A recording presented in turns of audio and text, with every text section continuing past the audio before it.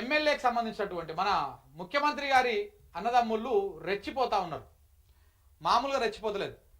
ముఖ్యమంత్రి గారి అన్నదమ్ముళ్ళు భూ కబ్జాల పేరుతోటి రెచ్చిపోతా ఉన్నారు. ఇప్పటికే వారి మీద చాలా ఆరోపణలు వచ్చినాయి. నిన్న ఒకరు మానవ హక్కుల సంఘానికి వెళ్ళి హ్యూమన్ రైట్స్ కమిషన్ దగ్గరికి వెళ్ళి కంప్లైంట్ చేశారు. సీఎం సోదరుల పేరుతో బెదిరింపులు, మా భూమి వారి పేరిట రాయాలన్నట, 3 ఎకరాలు ఫ్రీగా రిజిస్ట్రేషన్ చేయాలన్నట, పోలీసులే కిడ్నాప్ చేసి సంతకాలు పెట్టించారు, నా కొడుకును పోలీస్ స్టేషన్లోనే కొట్టిండ్రు, సీఎం అన్నదమ్ముల పేరు చెప్పి రెచ్చిపోతున్నారు, ఎవరికి చెప్పినా సంపుతామని పోలీసుల ముందే కాంగ్రెస్ నేత రాఘవేందర్ రాజు హెచ్చరిస్తున్నాడు. మానవ హక్కుల కమిషన్ను కలిసిన బాధితులు, డీజీపీకి ఫిర్యాదు చేసినా ఆగని పోలీసుల ఆగడాలు, బెదిరించిన పోలీసులకే ఉత్తమ అవార్డులా. ఇది జరుగుతున్నటువంటి వ్యవహారం. మానవ హక్కుల కమిషన్ కార్యాలయం ఎదుట తమ గోడు వెళ్ళబోసుకుంటున్న హైదరాబాద్కు చెందిన బాధిత పాలాది కళావతి కుటుంబం.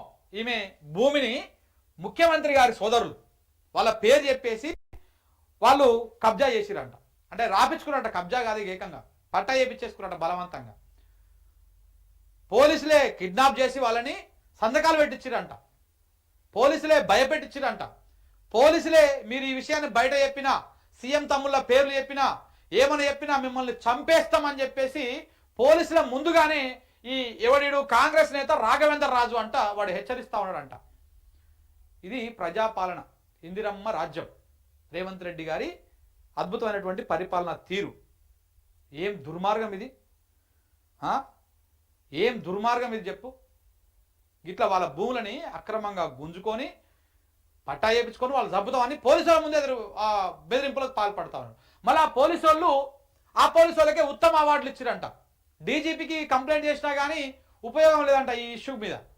డీజీపీ గారు కూడా కాంగ్రెస్కు అనుకూలంగా మరి వ్యవహరిస్తున్నట్టున్నారు.